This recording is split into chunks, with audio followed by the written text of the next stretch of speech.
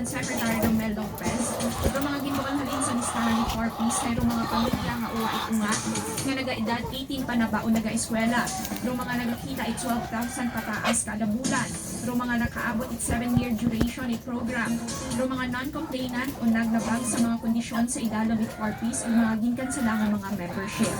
Rayang balita yatod kapon, Power Source Urban Capsule, para kasi nakatawan, labanan at tubukan ng anumang karamdaman.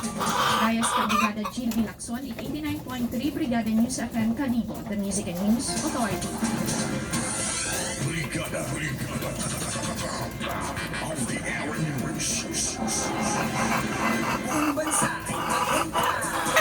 Naparating na sa paninindigan, makakasalan sa pagpapakit sa bayan, nagpupunta at tawagan so tuloy mo mag-uusapan sa umaga hanggang gabi.